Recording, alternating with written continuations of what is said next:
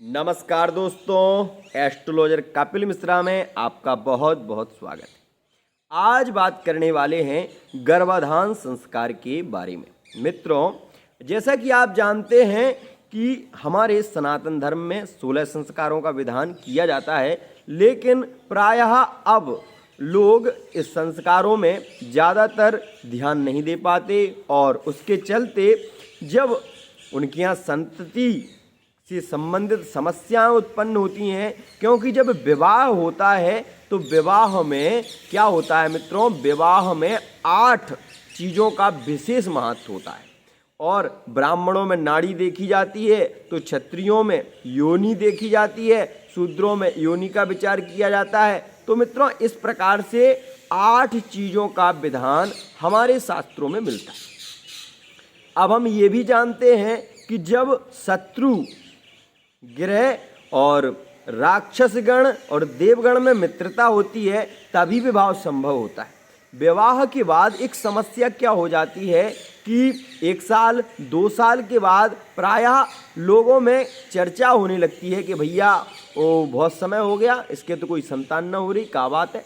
तो इस प्रकार की चर्चा होने लगती है। लेकिन आप ये भी जानते होंगे कि समय से संतति होना भी बहुत आवश्यक है। और ग्रह के माध्यम से आज मैं आपको एक बात स्पष्ट कर दूंगा कि कौन से वो दिन हैं जिनमें गर्भाधान संस्कार नहीं करना चाहिए और कौन से वो दिन हैं जो कि पुत्र की प्राप्ति कराते हैं और कौन से वो दिन हैं जो कि कन्या की प्राप्ति कराते हैं। तो यदि आपको कन्या आपके ग्रह में आए, महालक्ष्मी का जन्म हो, तो वो कौन सी तिथियां होंगी उनके बारे में भी मैं चर्चा करने वाला हूं। मित्रों, सबसे पहले मैं आपको बता दूं कि यदि आपने हमारे इस चैनल को सब्सक्राइब नहीं किया तो सब्सक्राइब कर लें, लाइक कर लें और बेल आइकन को भी प्रेस कर लें, ताकि आने वाली जो वीडियो है वो आपको सहजता और सुलभता के साथ में प्राप्त हो सके। आइए मित्रों, आज मैं बताने वाला हूँ विशेष रूप से मार्च और अप्रैल के महीने में वो कौन सी तारीखें हैं जिनमें गर्भाधान संस्कार बहुत ही श्रेष्ठ रहने वाला है। सबसे पहले मैं आपको बताऊं क्या है, ग्रह गोचर को भी थोड़ा देख लेते हैं। मित्रों देखिए, आप ग्रह गोचर को जैसे कि आप देख रहे हैं, इस समय सूर्य जो है कुंभ राशि में विचरण कर रहे हैं और कुंभ राशि में सूर्य का अभी शनि से 1 राशि आगे मकर राशि में शनि है, तो कुंभ राशि में सूर्य का यहाँ पर संचरण चल रहा है। साथ ही साथ मंगल नवम भाव में विराजमान होकर कालपुरुष की कुंडली के अनुसार नवम भाव में मंगल और शुक्र का भी योग बना हुआ है। तो मित्रों, यह भी स्थिति है। लेकिन मंगल का राशि परिवर्तन, मंगल का जो राशि परिवर्तन होने वाला है 26 फरवरी में और जो कि 8 अप्रैल तक रहने वाला है, तो मित्रों यह बहुत ही श्रेष्ठ रहेगा कुछ राशियों के लिए। उसके बारे में हमने पीछे वीडियो दी है, आप उसको देख सकते हैं। हमारे वीडियो में एक खास बात ये होती है कि उसमें ग्रह गोचर के बारे में भी कुछ चर्चा हम करते हैं। तो आज हम बात कर रहे हैं संतति से संबंधित। मित्रों, जैसा कि आपको पता हो ना हो, पर मैं आज आपको एक बात बहुत ही श्रेष्ठ और बहुत ही सुलभ तरीके से बताने वाला हूं कि जब भी किसी स्त्री का विवाह, जब किसी कन्या का विवाह होता है और जब वो एक ग्रह की गृहिणी बन जाती है, गृहिणी किसे कहते हैं, गृहिणी कहते हैं पत्नी को, क्योंकि गृहिणी गृह मिथ्याहु इस प्रकार से कहा है हमारे शास्त्रों ने कि ईंट पत्थर के मकान को घर नहीं कहते, घर कहते हैं गृहिणी को, घर कहते हैं पत्नी को। तो मित्रों, जब विवाह हो जाता है और जब पत्नी घर में आती है तो पत्नी के आने से, पत्नी के गृह में आने से हमारे जीवन में एक नया आयाम आता है। एक कभी कभी क्या होता है ना कि ऐसा भी देखा गया है कि भैया वो व्यक्ति जो था ना, वो तो बहुत ही कुछ करता ही नहीं था, लेकिन जब उसका विवाह हुआ तो विवाह के बाद उसका जीवन ऐसा संभल गया कि आज वो करोड़ों में खिल रहा है। क्यों? क्योंकि उसके भाग्य में नहीं था, परंतु उसके पत्नी के भाग्य में जो था वो उसने सोचा भी नहीं था। तो मित्रों, ऐसा भी होता है।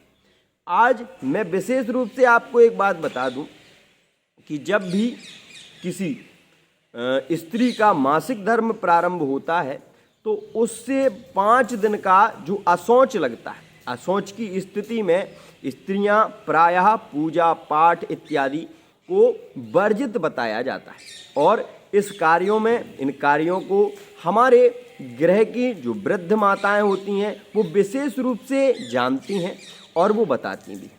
परंतु कुछ स्थितियां ऐसी भी हो जाती हैं घर में कि कभी कभार जैसे कि किसी चीज़ को मजबूरन छूना पड़ता है, तो उसके लिए आपने देखा होगा कि वर्ष में एक बार ऋषि पंचमी आती है और ऋषि पंचमी का व्रत प्रायः सभी स्त्रियों को करना पड़ता है, जिसके कारण उस दोष से निवृत्ति उन्हें प्राप्त होती है, साथ ही भगवान की कृपा उन्हें प्राप्त होती है। यहाँ तक उस ऋषि पंचमी की कथा में भी लिखा है कि यदि ऋषि पंचमी की व्रत करने के बाद उस कथा को श्रवण किया जाए और मंगलवार, गुरुवार और ये क्या नाम रविवार के दिन उचित स्थिति में और मासिक धर्म के समय जो होता है 5 दिन के बाद का जो समय होता है, उसके बाद यदि गर्भधान संस्कार किया जाए तो बहुत ही श्रेष्ठ संतति का जन्म होता है। आज मैं उसी विषय में आपको बताने वाला हूँ। सबसे पहले उन ग्रहों के बारे में मैं बात कर लूँ जो कि पुत्र की प्राप्ति कराते हैं। तो मित्रों, ये बात ध्यान रखिए कि सबसे श्रेष्ठ पुत्र की प्राप्ति कराने वाले केवल 3 ग्रह हैं जो पुत्र की प्राप्ति कराते हैं। 2 ग्रह हैं जो कन्या की प्राप्ति कराते हैं और 2 ग्रह ऐसे हैं जो कि ना तो पुत्र की प्राप्ति कराते हैं ना पुत्री की प्राप्ति कराते हैं। वो नपुंसक ग्रह हैं, जिसके कारण व्यक्ति के जीवन में न पुत्र न पुत्री, वह बांध्या, मतलब उस व्यक्ति की, उस पत्नी को वह बांझ बना देते हैं। ऐसे भी ग्रह हैं मित्रों। जब कुंडली में शनि 7वें भाव का मालिक होगा, साथ ही साथ 7वें भाव से उसका 5वें भाव से संबंध होगा, 9वें भाव में कोई ग्रह क्रूर देख रहा होगा, उस व्यक्ति के यहाँ संतान का जन्म नहीं होगा। मित्रों, एक बात हमेशा ध्यान रखिए कि जो भी आपकी कुंडली में जब ग्रह मैत्री होती है तब सबसे इसीलिए कुंडली मिलाई जाती है, क्योंकि 18 गुण से जब ऊपर होते हैं तभी विवाह होता है। तो मित्रों, आज हम जो बताने वाले हैं उसको आप विशेष रूप से ध्यान रखिए। जैसा कि आपको पता है कि 5 नक्षत्र ऐसे हैं जो पुत्र की प्राप्ति कराते हैं। अश्विनी नक्षत्र में, यदि अश्विनी नक्षत्र चल रहा है, आपको पता है, तो अश्विनी नक्षत्र में आपने यदि अपनी पत्नी से मासिक धर्म के दौरान यदि संबंध, और ये भी बता दूं कि संबंध जो हो वो केवल सम तिथियों में होना चाहिए, विषम तिथियों में नहीं। मतलब सम तिथि मतलब द्वितीया, चतुर्थी, षष्ठी, अष्टमी, दशमी और द्वादशी, पूर्णिमा, इन तिथियों में विशेष रूप से इन तिथियों में ही आप यदि संबंध बनाते हैं, और उस तिथि में भी यह नक्षत्र होना भी जरूरी है। रोहिणी नक्षत्र हो, अश्विनी नक्षत्र हो, रोहिणी नक्षत्र, हस्त नक्षत्र हो, तो उस नक्षत्र के प्रभाव से, साथ ही मंगलवार का दिन हो और गुरुवार का दिन हो या रविवार का दिन हो, तो पुत्र का जन्म होता है।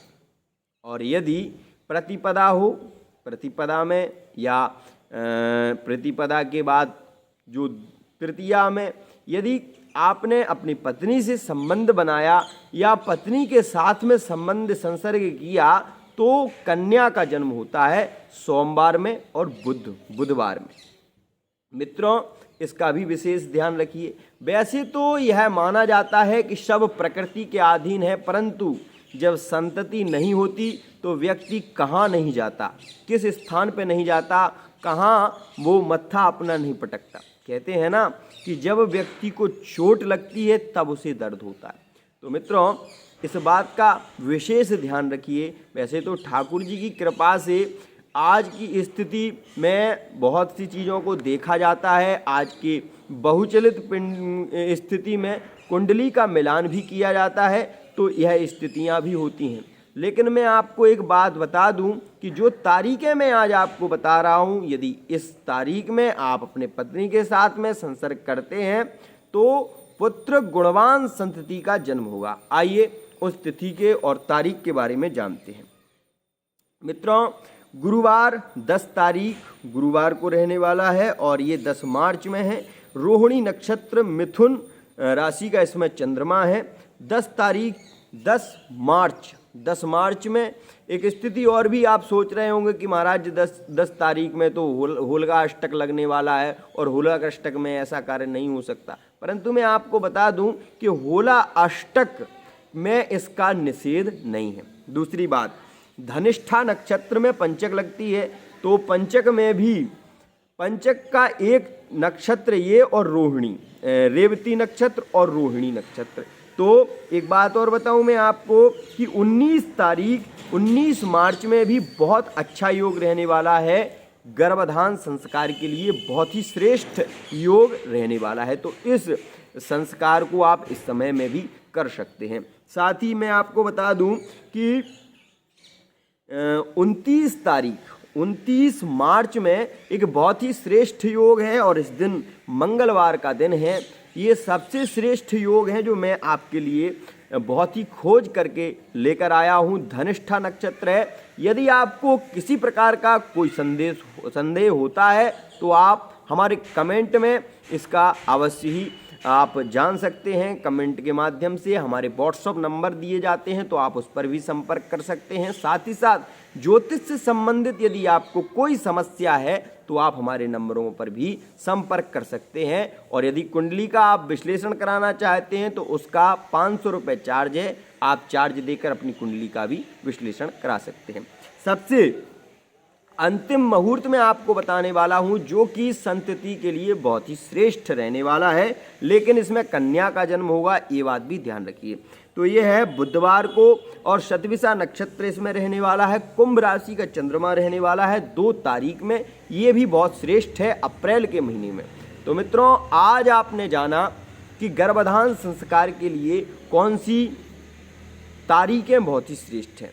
तिथि के बारे में मैं बताऊं आपको तो एकादशी का त्याग करना श्रेष्ठ है। एकादशी में कभी भी अपनी पत्नी के साथ में संस्कार नहीं करना चाहिए। साथ ही साथ कोई व्रत यदि उन्होंने धारण किया है तो उस व्रत की भी मान मर्यादा को ध्यान में रखना चाहिए। साथ ही साथ एक बात का विशेष ध्यान रखना चाहिए कि कभी भी पीरियड टाइम में जो स्त्री का मासिक धर्म हो उससे 5 दिन से पूर्व कभी भी उस स्त्री को आप यदि स्पर्श करते हैं तो उसमें आप सबसे ज़्यादा पाप के भागी बनेंगे। ये भी बात विशेष हमारे ज्योतिषीय सिद्धांतों में निर्धारित की गई है। एक बात मैं आपको और भी बता दूं कि पूर्णिमा तिथि जो कि पूर्णिमा चंद्रमा रोहिणी नक्षत्र में यदि पूर्णिमा कभी भी पड़ती है तो उस समय यदि आप अपनी पत्नी के साथ में संबंध बनाते हैं तो एक श्रेष्ठ और एक गुणवान संतान का जन्म होता है। लेकिन कभी भी शनिवार के दिन कभी भी संबंध नहीं बनाएं। साथ ही साथ दिन में शनिवार के दिन कभी भी अपनी पत्नी के साथ में संसर्ग ना करें, विशेषकर दिन में। दूसरी बात मैं बता दूं कि शुक्रवार के दिन खासकर रात्रि में आप अपनी पत्नी से संबंध ना बनाएं, ये भी बात विशेष रूप से ध्यान रखें, अन्यथा आपको बहुत बड़ी मुसीबत का सामना करना पड़ सकता है। आज के लिए इतना ही। आशा करता हूँ ये वीडियो आपको बहुत पसंद आया होगा। यदि वीडियो पसंद आए तो आप इसको लाइक कीजिए, सब्सक्राइब कीजिए, साथ ही साथ दूसरों के पास भी शेयर कीजिए। आज के लिए इतना ही। इसी के साथ वाणी को विराम। जय जय श्री राधेश्याम।